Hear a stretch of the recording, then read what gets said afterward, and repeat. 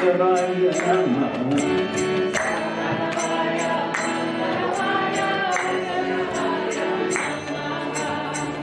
Gopala Gopala Shimadusra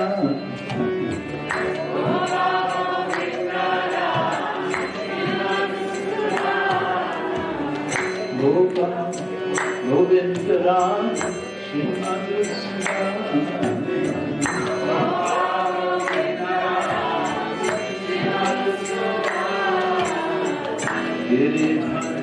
Gopika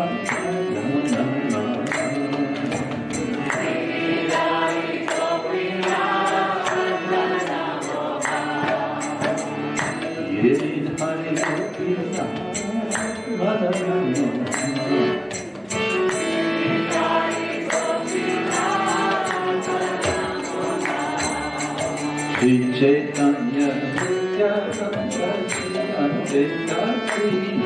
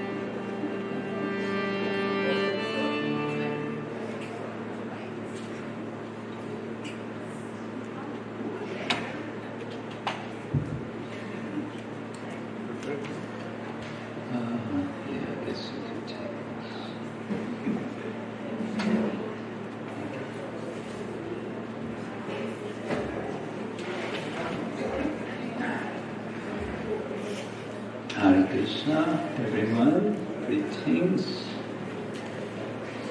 Is it warm enough for you?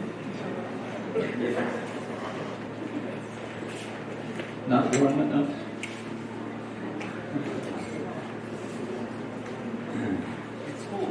It's cool. Oh, look. Whoa. Some electrical mercy is coming. That's good for me, but I don't know if it helps anyone else. Okay.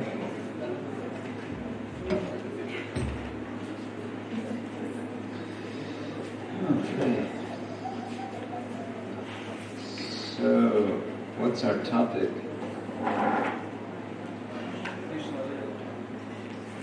Krishna Lila. The yoga, the art of play. So this this specifying yoga, it's important because that's what we're about, isn't it? We are about yoga, connecting with the Lord. And in Bhagavad Gita, Krishna says in the 6th chapter, Jitatmana prashantasya paramatma samahita shitoshna sukadukeshu tata mana apamanayo. One who has conquered oneself, Chitta Atmana, Prashanta, is peaceful. Because, why? Paramatma Samahita. That person has become connected to Paramatma. There's Atma, there's Paramatma.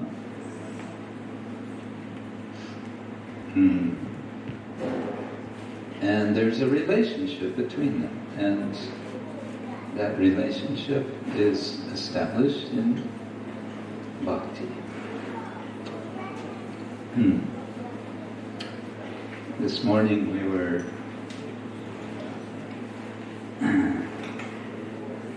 reading some of the verses of first Bhishma Dev, one prayer, and then we jumped to the 10th canto to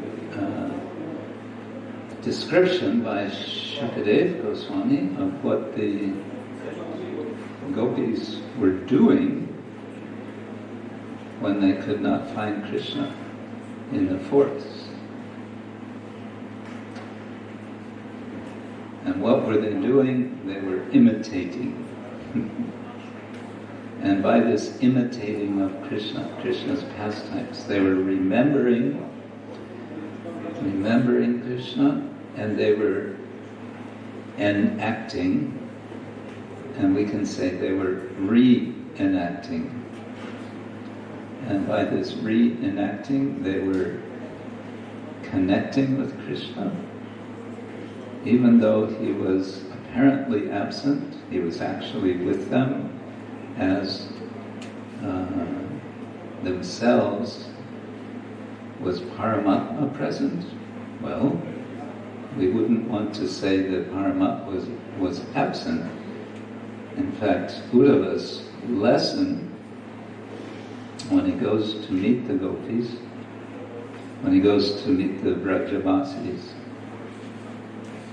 to deliver a message, his message is a very philosophical message that the Lord is present. He's already here. Of course, the gopis were not so impressed with that message.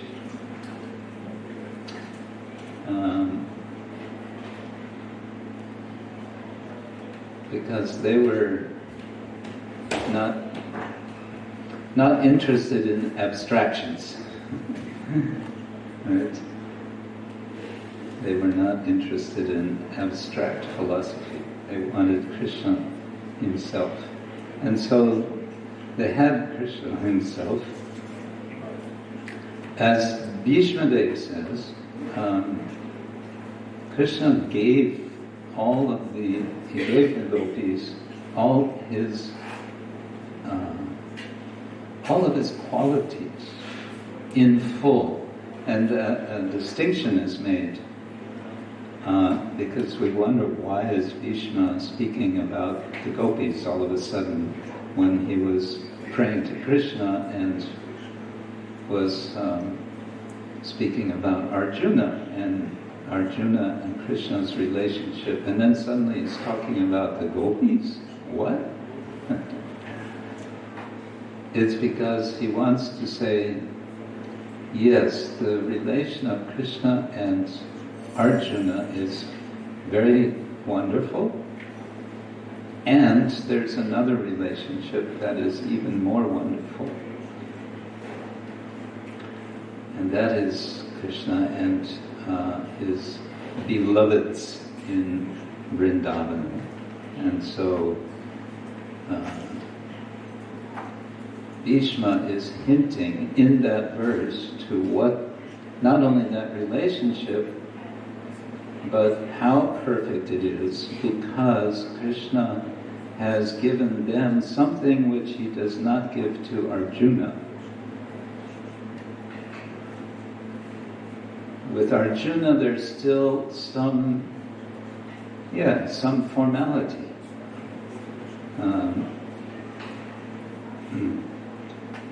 Karpanya dosho bhagata sabhava, etc. Prichami tam dharma samuda cheta yat shreyascha nischitam yat shreyasyam nischitam bruhitame shishyaste aham shadimam tam prapannam. Now I am surrendered to you. So he has to sort of formally announce, I'm now surrendered to you. The gopis didn't have to do that.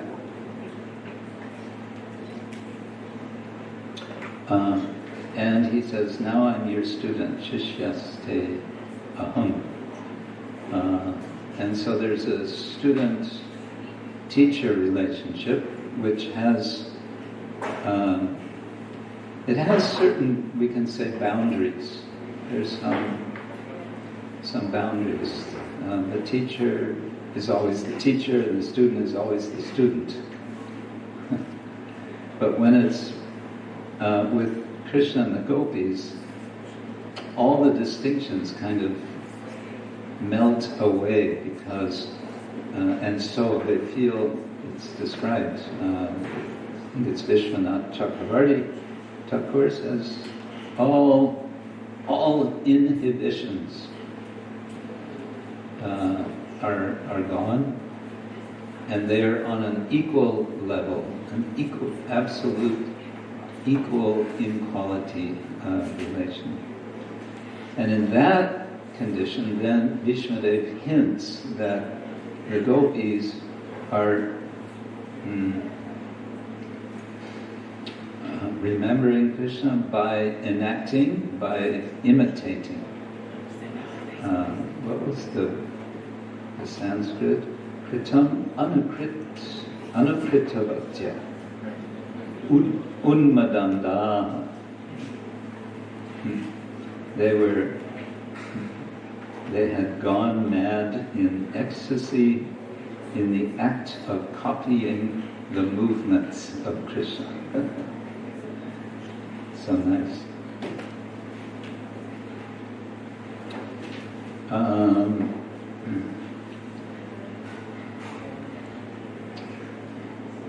We have some projects going. For those of you who have been here yesterday, and we have some projects of creating dramas, short dramas. For those of you who have not been here, And we want to continue working on those. It's a little bit of a challenge for two reasons. One, it's pretty hot. And the other reason is because it's the Hare Krishna movement, which means here today, gone tomorrow,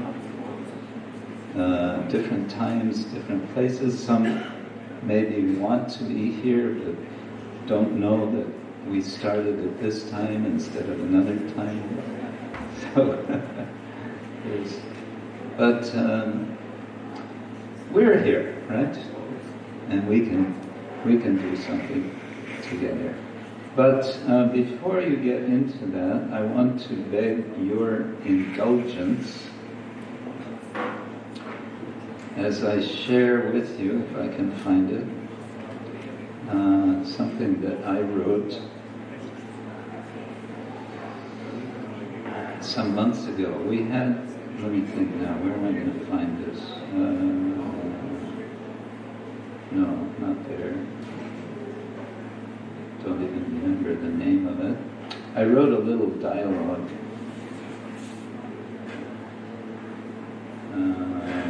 Miscellaneous.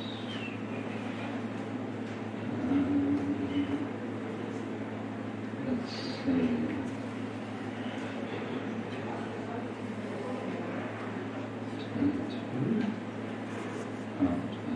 Okay, not there. I hope I can find this. We had a retreat in Govardhan this last February. Who was there? A few of you. Just a couple of you. 3, 4. Yes. I was there too. That makes 5. And I asked all the devotees to please write something, some reflection, something, a poem, anything, write something from being in Govardhan, some kind of inspiration, reflection, whatever. So of course, I had to write something because if I didn't myself give example, that would not be good. Where did I put it? You know this trouble when you have a computer and you have zillions of files? You know this? I want to help. You want to help? Which app you use for writing down? Which app? Yes. I guess Word. Yeah. Open Word and go into the start or a circle, and then you will find recent documents. Yeah, but this was not that recent. At least you will know where your Word saves the documents. But maybe. Oh, I see what you're saying. Recent documents. Yeah. Oh, I don't know. I think it might do better if I search. Yeah, by content maybe. I know, Dave. Govardhan retreats. Here it is.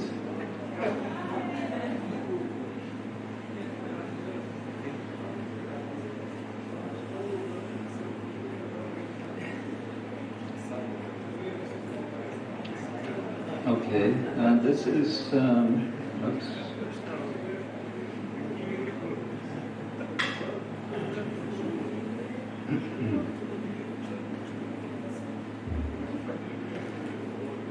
Okay,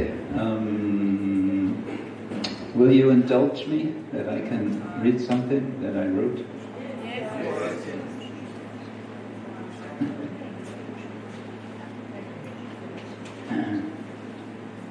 This is called Ellie and her father go on Govardhan Parikrama.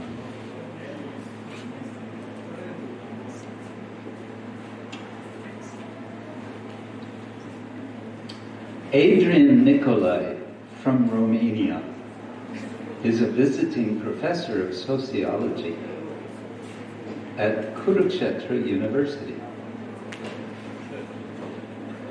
north of New Delhi. Elena, is Adrian's daughter, soon to be 23 years old, studying ancient Indian history, culture, and archaeology at the same university.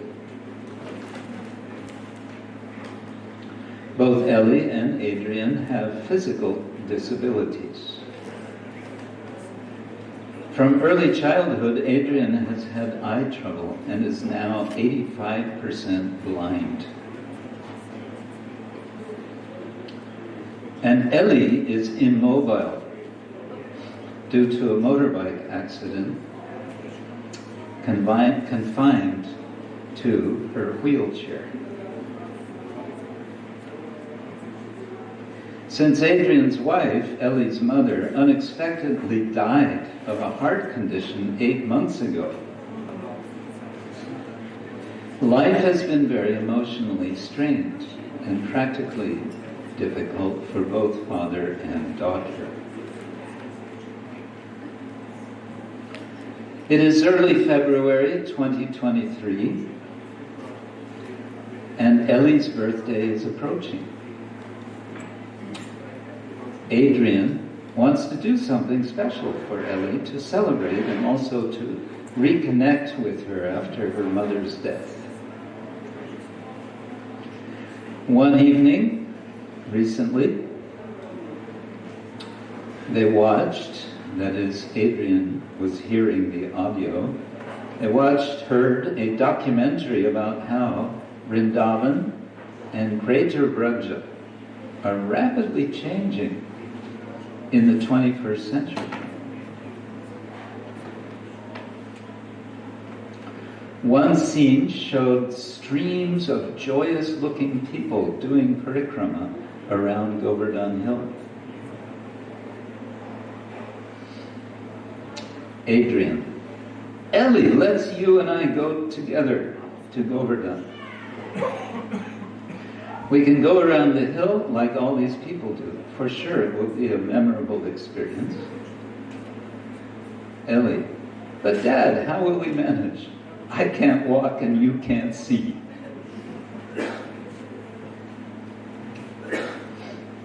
Adrian, we'll get Joshi to be our guide. He'll push your wheelchair and I can follow along walking behind you. I'm still fit. Ellie, but Dad, they said in the documentary that one complete parikrama is 23 kilometers and one is supposed to walk the whole way barefoot. Adrian, 23 kilometers, 1 kilometer for each year of your life. Anyway, don't worry. For my part, I'll manage, and with Joshi's help, we can make it. We don't have to hurry. We can rest along the way, and anyway, no one says we have to go all the way around.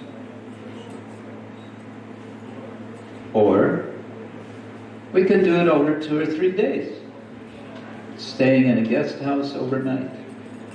And didn't they show in the documentary that there are electric rickshaws always available if we need one? And so their adventure began. Joshi, a family friend and native of Kurukshetra, is all too pleased to join the excursion. He's a jolly, talkative fellow, and he happens to know Govardhan quite well, as his grandmother lived in Govardhan town. Joshi, we can start our parikram where most people begin, in Govardhan town, on the road heading south. It's crowded, as many initiate their trek with obeisances at this particular place. Well, Ellie, you can make obeisance in your mind. This counts just as well.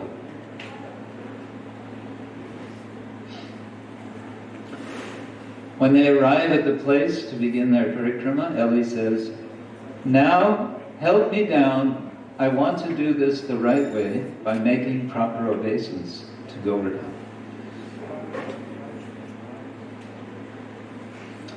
Initially hesitating, but well-built and strong, Joshi carefully helps her out of the wheelchair and onto the pavement before the earthen pathway begins.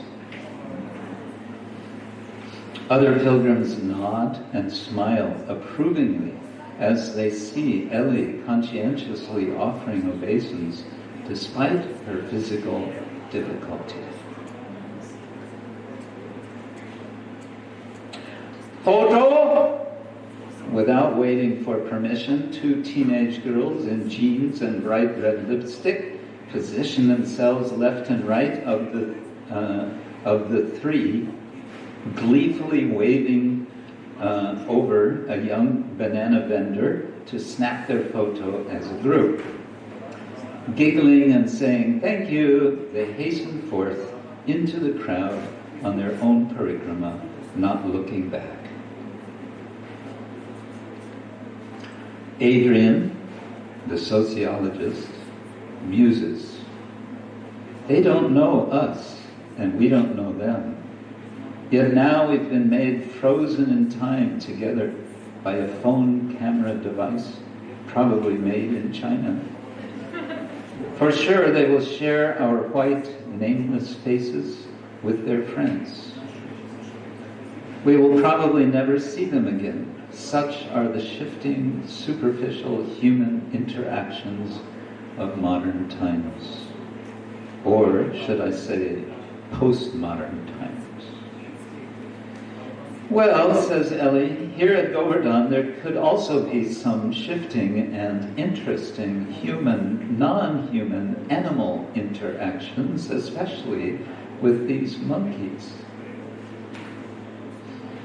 She describes to her father the wily monkeys she sees scampering along the top of the very modest-sized red rocky outcropping of Govardhan. Speaking of which, pipes up Joshi, here at Govardhan it's good to remember Hanuman, the semi-divine monkey servant of Lord Rama. They say that one explanation of Govardhan being here, where it or he now stands, is that ages ago Hanuman carried him here from up north on his way to South India to help Rama build his bridge to Lanka. Eli. So then that means Govardhan has been lifted up twice. First by Hanuman and later by Krishna. A young Hercules-type cowherd boy who is revered as none other than Bhagavan, the Supreme Being. That's kind of the main story, isn't it? Joshi chuckles. Yes, for sure. Back then, it was news all over the universe, making all the headlines. Cowherd boy, age 7, lifts hill, heaven's king, humbled.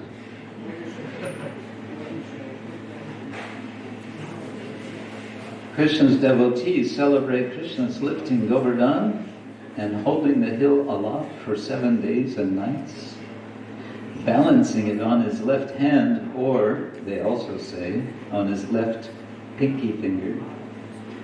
It was his clever and elegant way of teaching a lesson to the too proud storm god Indra.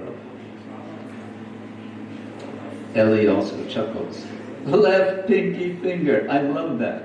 Anyone claiming to be God should be able to pass the 7 day and night holding up Govardhan with left pinky finger test.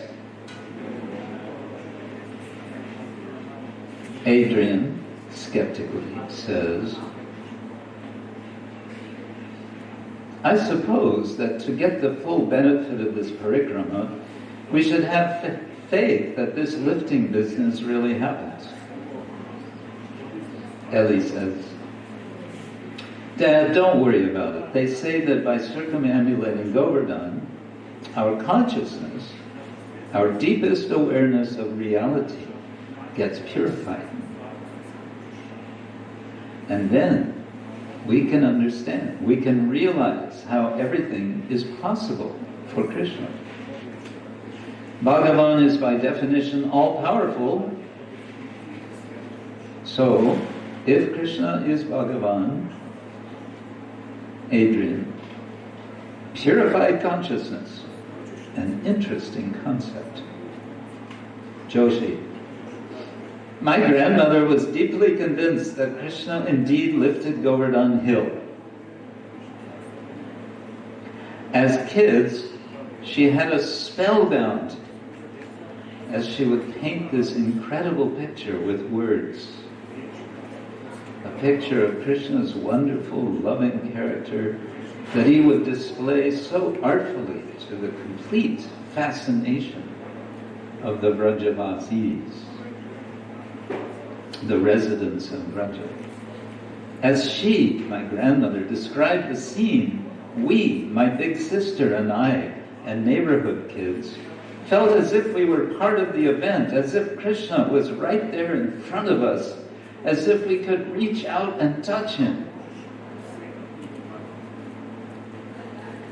Eli, times have changed, haven't they, Joshiji? Nowadays, who listens to their grandmothers? Everyone is listening to the TV and internet. Well, come to think of it, it was a TV documentary that inspired us to come here. And yet, probably more people come here to do Govardhan Parikrama than at any previous time in history. Right, Joshi?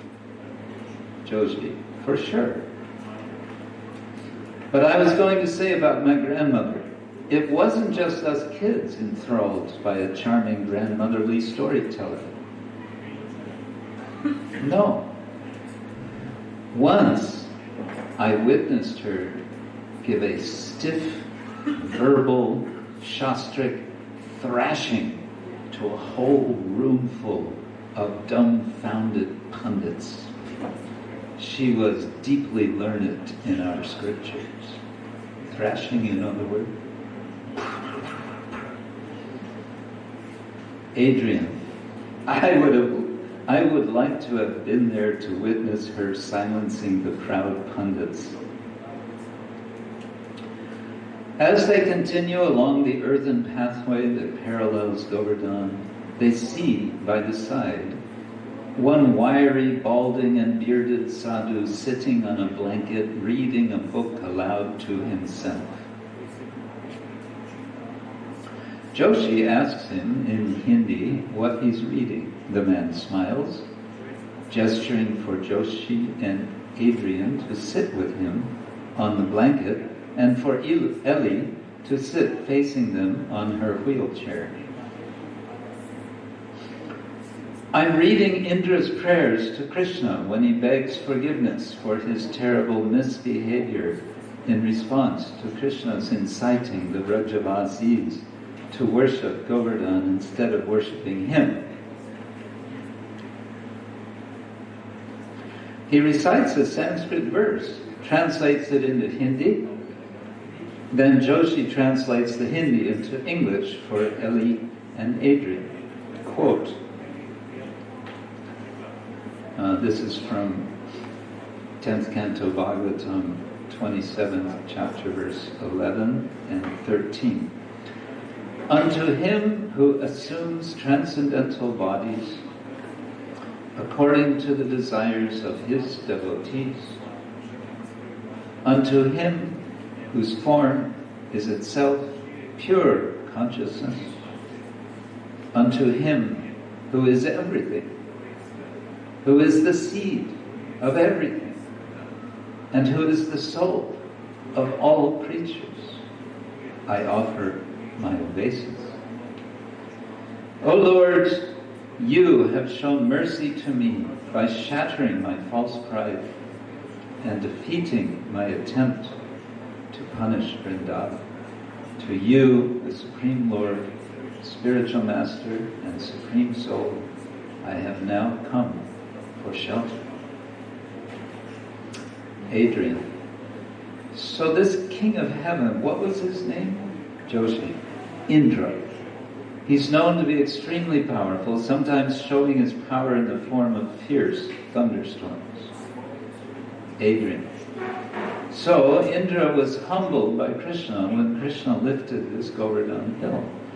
But if he, Krishna, is more powerful than Indra, why didn't he just prevent Indra's rainstorm from the start? Joshi relates the question in Hindi to the sadhu, whose reply Joshi translates into English.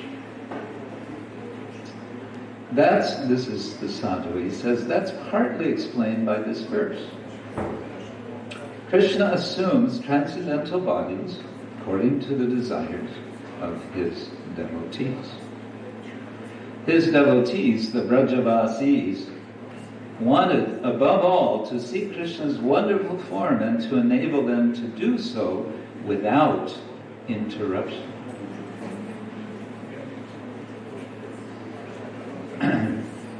Enable them to do so without interruption, Krishna lifted Govardhan and became like a motionless deity for 7 days and nights. Simultaneously, by making Govardhan into a giant temple-like umbrella, he shattered Indra's false pride. Eli emits a long sigh. Lucky Brajavasis. Adrian. Lucky Indra. Eli. Lucky Indra? What do you mean, Dad? Adrian. Well, even though he made such a big offense against Krishna and the Brajavasis, in the end he could meet Krishna and speak with him directly. Joshi, laughing. Now you're sounding like a Krishna Bhakta, a devotee of Krishna.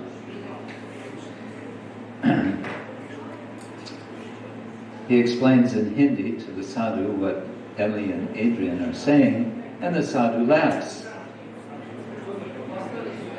And then he speaks energetically. Joshi translates, he says that actually you both are devotees of Krishna, otherwise you would not be here at Govardhan. The sadhu smiles and makes a gesture of blessing with his right hand. Joshi, he is blessing us. We can take it as a direct blessing from Govardhan.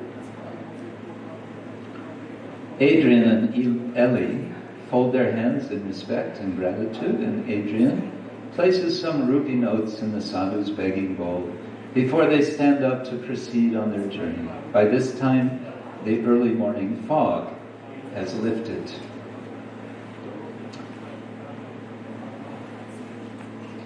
Adrian, I'm starting to like this. Eli, like what, Dad? Adrian, this walking around this hill. What do you call it? Parikrama? Govardhan Hill. It feels special. Like I'm getting some sort of ability to see internally, even if I can hardly see externally. Maybe my consciousness is getting purified, as you say.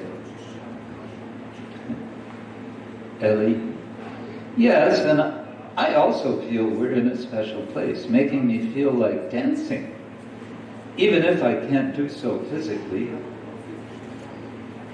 So let's keep going. Joshi, please, push my wheelchair a little faster. We still have a long way to go. Dad, can you keep up? Do you want to rest? Do you want to put on your shoes? Adrian, no, I'm fine. It feels good having the sacred earth touching my feet. Let's go! Giriraj Maharaj ki jai ho! Joshi, next time we stop for a rest, please tell us how your grandmother beat the pundits into silence with her knowledge of the scriptures. And Joshi says, for sure, it's an amazing story. Hare Krishna.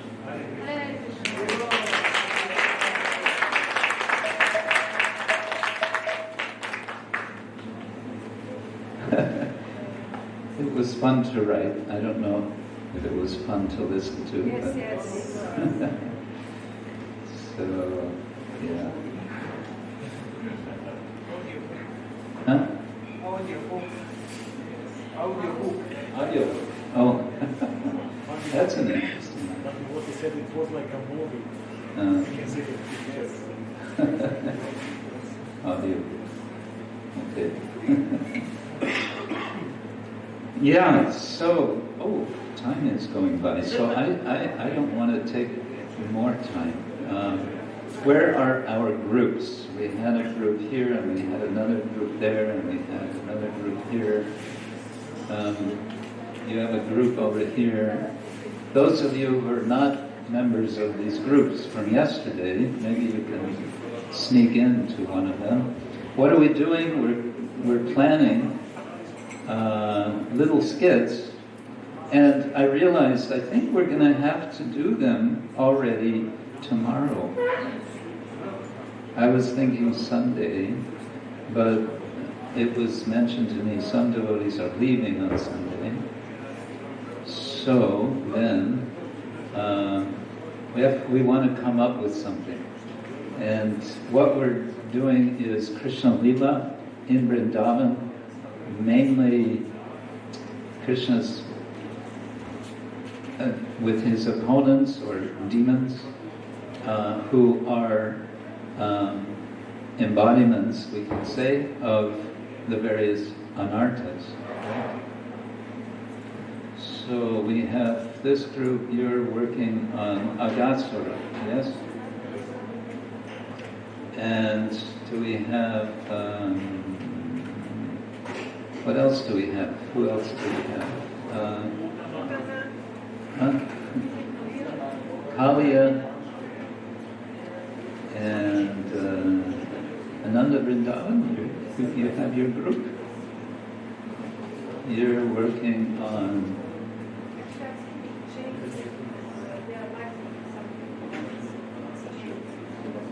you're with the Kalia group.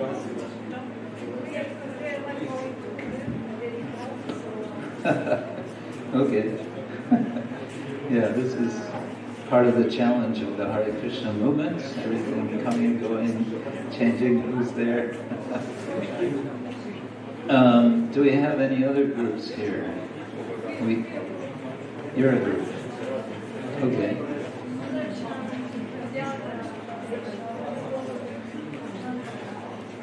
Sudarshan? Oh, okay. Snake swallowing Nanda. Okay.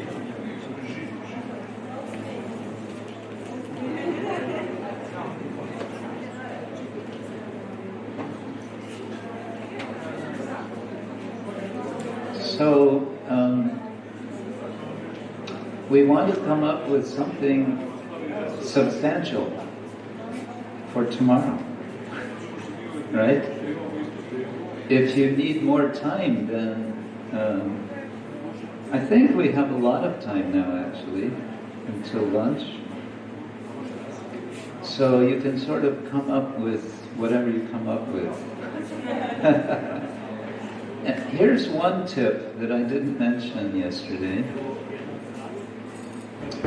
This is something they teach in improvisation theater. Improvisation, we talked about improvisation. So improvisation, one sort of technique in improvisation theater is one person says something, makes a statement. It's hot today.